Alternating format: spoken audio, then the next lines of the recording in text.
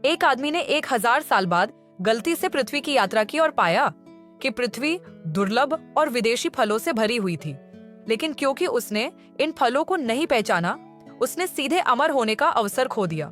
वह काफी देर तक चलता रहा और अंत में उसके सामने का दृश्य देखकर आदमी शॉक रह गया। सुंदर महिलाओं का एक समूह खेल रहा था और तैर रहा था।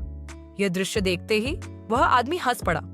जैसे ही वह सोच रहा था कि कैसे ऊपर जाकर नमस्ते कहे, एक सुंदर महिला नदी में गिर गई। वह आदमी तेजी से नदी के किनारे गया। सुंदर महिला अंततः ऊपर चढ़ने के लिए काफी करीब पहुंच गई, लेकिन उसके सहकर्मियों ने मदद करने का कोई इरादा नहीं दिखाया। वह आदमी पानी में कूद गया और उस खूबसूरत महिला को बचा लिया जो पानी में बहने वाली थी। सभी बस उन्हें देखते रहे। अचानक प्रकट हुए उस आदमी के बारे में किसी को कोई जिज्ञासा नहीं थी और किसी को परवाह भी नहीं थी। वह सुंदर महिला जो लगभग मर गई थी, उसने धन्यवाद भी नहीं कहा। महिला उठी और बिना पीछे देखे चली गई। वह आदमी बस उन लोगों को देख रहा था। उसे समझ में ही नहीं आ रहा था कि क्या हो रहा है। सौभाग्यवश वह सुंदर महिला तुरंत उसका कोट लौटाने आ गई। आदमी स्थिति के बारे में पूछताछ करने का अवसर लेना चाहता था, लेकिन सुंदर महिला एक भावनाहीन रोबोट की तरह थी जो कुछ भी नहीं समझ रही थी। उस आदमी ने बेबसी से कहा कि वह यहाँ के वृद्ध लोगों से मिलना चाहता था, क्योंकि वृद्ध लोग मानव स्वभाव से इतने अनजान नहीं होंगे, है ना? सुंदर महिला ने कहा कि यहाँ कोई बूढ़ा व्यक्ति नहीं है। वह आदमी हैरान रह गया। पता चला कि यहाँ के लोग लंबे समय तक ताजे फल खाते हैं और उनकी शक्ल पर कभी भी उम्र नहीं बढ़ती। मैं और भी अधिक उत्सुक हूँ इस बात को जानने के लिए कि पिछले हजारों वर्षों में मानव और पृथ्वी ने क्या अनुभव किया है। आदमी ने पूछा कि क्या यहाँ कोई किताबें हैं? किताबों से जवाब मिलने की उम्मीद में, लेकिन किताबों के बारे में किसने सोचा? वर्षों से क्षतिग्रस्त हल्का सा छूना भी इसे इतिहास के दुख में बदल देगा। वह आदमी निराश और क्रोधित था। अंततः 1000 वर्ष पार करने और भविष्य में पहुंचने के बाद कौन सोच सकता था कि भविष्य में सभी लोग मूर्ख बन जाएंगे। वह इतना क्रोधित था कि वह अपनी टाइम मशीन ढूंढकर पीछे जाना चाहता था, लेकिन उसने पाया कि मशीन गायब हो चुकी थी। जमीन पर कुछ पहिए बचे हुए थे जो लोहे के गेट के पीछे तक फैले हुए थे। जाहिर है किसी ने उसकी मशीन चुरा ली। वह आदमी टाइम मशीन को 1000 साल बाद ले गया, लेकिन वह सिर्फ एक खूबसूरत महिला को बचाने गया था और टाइम मशीन काम नहीं कर रही थी। ये चोरी हो गया था। जैसे ही वह आदमी गुस्से में दरवाजा पीट रहा था, उसने जंगल में एक आकृति देखी जिसने उसे जगा दिया। वह तेजी से उस खूबसूरत महिला के पास गया जिसे उसने बचाया था और उससे पूछा कि दरवाजा कैसे खोला जाए। महिला ने कहा कि चाबी केवल राक्षस लोगों के पास है। यह पता चला कि उस समय मानव वास्तव में राक्षस लोगों के गुलाम थे। उन्हें कपड़ों और भोजन की कोई चिंता नहीं थी और मनुष्यों को बिना शर्त उनके आदेशों का पालन करना पड़ता था। वह आदमी उस खूबसूरत महिला से और भी सवाल पूछना चाहता था, लेकिन वह कुछ भी नहीं कह सका। यह देखकर वह व्यक्ति अब शर्मिंदा नहीं हुआ और उसने उससे खोए हुए समय के बारे में बात करने की योजना बनाई। राक्षस महिला को उठाकर ले गया और वह आदमी तुरंत उसे बचाने के लिए भागा। सौभाग्यवश उस महिला को शीघ्र ही बचा लिया गया। राक्षस मोह लोग निकले और उनकी कमजोरी यह है कि वे प्रकाश से डरते हैं। आदमी ने जल्दी से आग जलाई और फिर डरी हुई महिला को धीरे से दिलासा दिया। महिला उसे जंगल के बीच में ले गई, जहां भूमिगत दुनिया में कई अजीब राक्षस लोग रहते थे।